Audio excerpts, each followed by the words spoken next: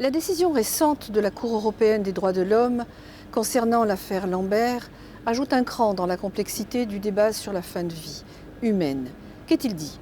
Que la décision du Conseil d'État français du juin 2014 autorisant l'arrêt de la nutrition et de l'hydratation de Vincent Lambert, au motif qu'elle serait un traitement, n'était pas illégale au regard de l'article 2 de la Convention des droits de l'homme. Alors que dit cet article 2 ? Destiné à protéger la vie et le droit à la vie. Dans sa première phrase, il dit « Le droit de toute personne à la vie est protégé par la loi ». C'est cet article qui avait d'ailleurs été invoqué par les parents de Vincent Lambert.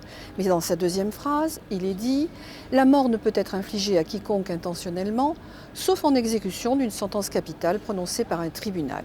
Ce qui suppose que la CEDH reconnaît la possibilité de la peine de mort dans certains États. Et donc, qu'en France, où la peine de mort par voie de justice est abolie et où les protocoles annexes de la Convention s'appliquent, elle pourrait être appliquée par simple décision médicale en dehors de la fin de vie. Car Vincent Lambert n'est pas en fin de vie.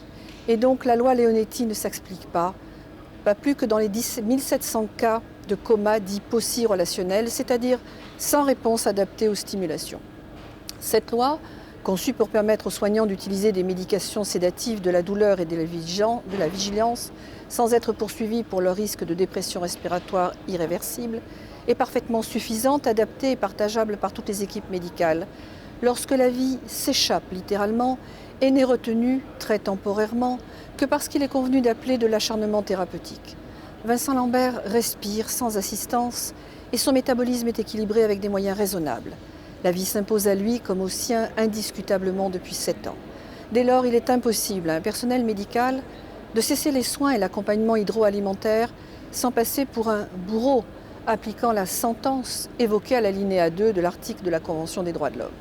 Bourreau qui, par un processus d'une cruauté inouïe, en totale opposition avec les soins de grande qualité, viendrait ôter la vie.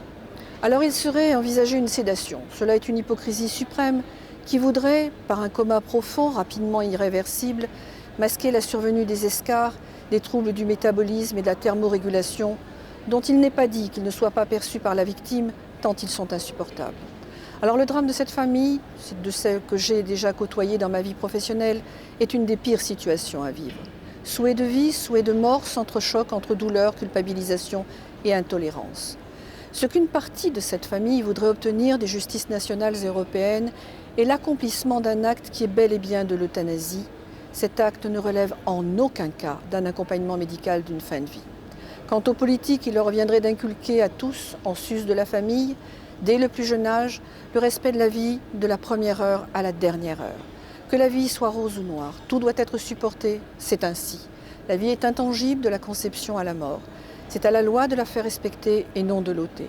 Sauf encore une fois à réintroduire la peine de mort en France, cette fois sur des êtres évidemment innocents et dans l'incapacité de se prononcer sur leur état actuel et non par anticipation. Toutes les étapes de la vie doivent se vivre avec dignité, quel qu'en soit le prix. La France a toujours respecté le secret de famille et le secret de la confession, qui masquent parfois des gestes d'amour que la loi sanctionne. Laissons les choses en l'état législatif.